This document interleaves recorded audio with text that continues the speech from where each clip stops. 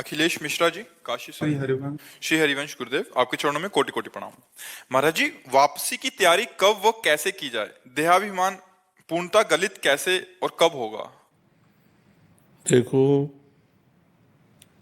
विषयों की स्फुरना होती है। सबसे पहले जब हम विषयों का चिंतन करते हैं, देहाभिमान गलित होने का उपाय बता रहे हैं। क्योंकि कर्ता और भोक्ता ही देहाभिमान है। मैं ये करता हूं और मैं ये भोगता हूं। तो अंतःकरण में विषय स्फुरना होती है। मन में बुद्धि उसका निश्चय करती है, चित्त उसका चिंतन करता है। विषय स्फुरना में अगर हमारी थोड़ी भी प्रीति हुई तो संकल्प बन जाता है। संकल्प में प्रीति होने से वो कामना बन जाती है और कामना से क्रिया होती है। क्रिया में सुख भोगने की लालसा होती है। तो कर्ता और भोक्ता भाव देहाभिमान है। हम ऐसा भजन करें कि स्फुरना कोई नष्ट कर दे। स्फुरना संकल्प न बनने पावे, संकल्प कामना न बनने पावे, कामना क्रिया में न उतारने पावे। जितने भी भोग सुख हैं वो सब क्षणिक हैं, सब नाशवान हैं। शरीर निर्वाह के लिए मैं शरीर नहीं हूँ। शरीर निर्वाह के लिए हम केवल विषय सेवन करें और शरीर का जो धारण करने का लक्ष्य है वो भगवत प्राप्ति है। इसलिए एक क्षण भी नाम का अंतराय न रह जाए। हर क्षण नाम चलता रहे, जिससे स्फुरना ही न बने, संकल्प ही न बने, कामना ही न बने, क्रिया ही न बने। तो हमारी सुख भोगने की लालसा और कर्ता भाव, मैं ये करता हूं, मैं ये क्रिया की और उससे ये सुख भोगा, ये दोनों भाव जितने क्षीण होते जाएंगे उतना अभिमान गलित होता जाएगा।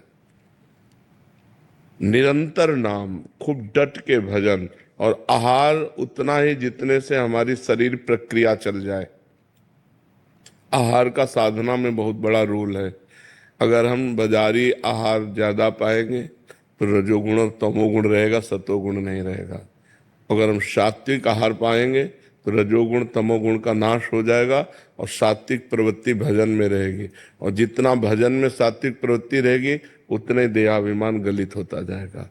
असत आचरणों से देहाभिमान पुष्ट होता है, सद आचरणों से देहाभिमान गलित होता है।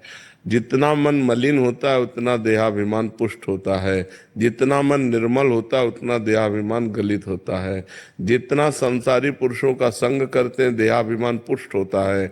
जितना संत पुरुषों का संग करते हैं देहाभिमान गलित होता है। ये हमें सावधानियां रखनी है और हमें ऐसे चलना है। नाम एक तार चलाना है। स्फुरना ही ना होने पावे मन में विषय की, कामना की, क्रिया की स्फुरना ही ना होने पाए। और क्रिया करना ही है हमको। जैसे आप ऑफिसर हो तो अपने डिपार्टमेंट में आपको कार्य करना है, तो सब में भगवत स्वरूप देखते हुए अपने कर्तव्य के अनुसार व्यवहार करते हुए बिल्कुल निरपेक्ष रहते हुए, करते हुए भी नहीं कर रहे हैं, नहीं करते हुए भी कर रहे हैं।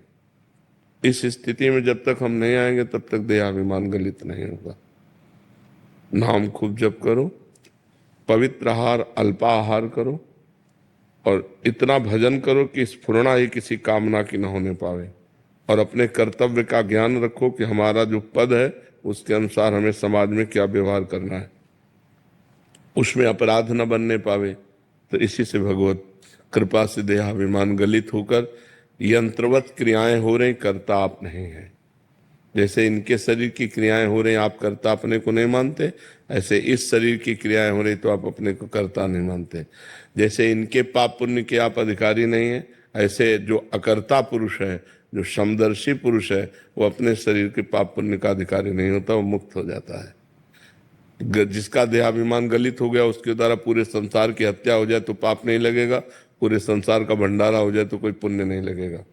देहाभिमान रहित महापुरुष के द्वारा जो सत्क्रिया होती है वो यंत्रवत भगवान के द्वारा होती है, तो वो भगवत स्वरूप हो जाता है जिसका देहाभिमान गलित हो जाता है। तो उसके लिए प्रक्रिया ये कि खूब नाम जप करो और सावधानी ये रहे कि विषय स्फुरना न होने पाए। स्फुरना हो जाए तो संकल्प ना बनने पावे, संकल्प बन जाए तो क्रिया न बनने पावे, और क्रिया हो तो सावधान हो जाए। अब वो फंसा लेगी क्रिया। क्रिया में उतर गया तो फिर कर्ता भाव से फंसा लेगा, और जहाँ कर्ता भाव है तो भोक्ता भाव अपने आप उसे भोगना पड़ेगा। अवश्य में वो भोक्तव्यम कृतम कर्म शुभाशुभम, शुभ अशुभ कर्म का कर्ता फल को जरूर भोगेगा, उसका सुख दुख फल भोगेगा। अहंकार विमूढ़ आत्मा, मूढ़ता में अहंकार होता है, ज्ञान में अहंकार नहीं होता है। तो ये ज्ञान रखो, हर समय सावधान रहो, खूब नाम जप, बस खास बात नाम जप है। जितना नाम जप करोगे उतने ज्ञान विज्ञान प्रकट होता चला जाएगा, अहंकार गलित होता चला जाएगा। समझ पा रहे आप? प्रेम निधि जी। श्री हरिवंश महाराज जी, महाराज जी हर परिस्थिति में ये भी प्यारे की इच्छा है या श्री जी का मंगल विधान ही होगा, ये बात कैसे आएगी? तस्मात् शास्त्रम प्रमाणम ते कार्य अकार्यो व्यवस्थितो। कार्य और अकार्य की व्यवस्था शास्त्र प्रमाणित होनी चाहिए। पहले शास्त्र प्रमाणित आचरण करो। श्री कृष्ण अनुकूलेन प्रतिकूलस्य विसर्जनम, भगवान के अनुकूल आचरण करो, प्रतिकूल का त्याग करो और भजन करो, सत्संग सुनो, शास्त्र स्वाध्याय करो।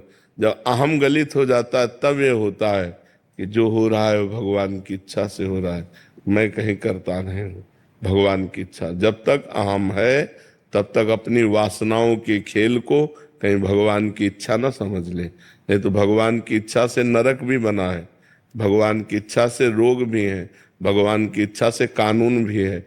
फिर आपको दंड मिलेगा तो कहोगे हमको तो दुख मिल रहा है, हमको तो कष्ट मिल रहा है, वो भी तो भगवान की इच्छा से ही रचा गया है। तो हमें चाहिए कि शास्त्र के अनुसार चले, भगवान के प्रतिकूल आचरणों का त्याग कर दें, खूब सत्संग सुने, शास्त्र स्वाध्याय करें, नाम जप करें। हर इच्छा भावी बलवाना, हृदय विचारत सम्म सुजाना। हर इच्छा का प्रबल खेल हो रहा है, कहीं पालन हो रहा है, कहीं सृजन हो रहा है, कहीं विनाश हो रहा है। ये भगवान की इच्छा से हो रहा है। वो निरपेक्ष महापुरुष भगवान की लीला का दर्शन करते हुए कभी किसी भी स्थिति में अशांत नहीं होता, उद्विग्न नहीं होता, चिंतित नहीं होता, शोकित नहीं होता। तब हम जान पाएंगे कि भगवान की इच्छा। अभी लोग मनमानी आचरण करते हैं और कह देते हैं भगवान की इच्छा के बिना पत्ता नहीं हिलेगा, तो फिर और भी कुछ है भगवान की इच्छा से, नरक है, दंड है, रोग है, कानून है, तो फिर भोगना पड़ेगा। अरविंद गुप्ता जी। राधे राधे। राधे राधे महाराज जी, आपके चरणों में कोटि कोटि प्रणाम। महाराज जी मेरा एक प्रश्न है कि मुझे अपने स्वर्गीय माता पिता की निरंतर याद आती है तथा मन विचलित रहता है। महाराज जी कृपया मुझे मार्ग दिखाएं। उनके कल्याण के लिए श्रीमद् भागवत सप्ताह करवाओ संस्कृत से और उनको प्रदान कर दो। जब उनका कल्याण हो जाएगा तो फिर आपको याद नहीं सताएगी। आपका कर्तव्य है तो संस्कृत के विद्वान ब्राह्मण से 7 दिन में पूरी भागवत का पाठ कराओ और उसको तृप्त करो, दक्षिणा भोजन वस्त्र आदि दे करके, और वो सब पुण्य अपने माता पिता को समर्पित कर दो। तो उसके प्रभाव से जब उनका कल्याण होगा फिर तुम्हारा स्मृति आना ये भी चला जाएगा। उनका कल्याण होना अनिवार्य है क्योंकि आप उनके पुत्र हो, वो आपके माता पिता हैं, तो उनके कल्याण के लिए आप ऐसा करो। प्रश्न ऐसा है कि ये कह रहे हैं कि मुझे 15-15 नींद की गोली लेने की नशा की आदत पड़ गई है महाराज जी। मतलब बिना उससे रह ही नहीं पाता मैं, और इसके चक्कर में मतलब विकलांगता तो है ही है कह रहे हैं शरीर में, बट अभी कहते हैं मैं इससे बाहर निकलना चाहता हूँ, बट 15 गोली 15 गोली लेते हैं। हमें लगता है साधारण आदमी ले तो कौन मर जाए। आप डॉक्टर को दिखाइए और ऐसे जीवन नष्ट मत कीजिए। खाया था लेकिन उसने कहा कि 90 दिन तक अलग रहो इससे। 90 दिन से अलग रहो, बट ये रह नहीं पा रहे उस चीज से अलग। कैसे रहें? कह रहे कि आदत पड़ गई।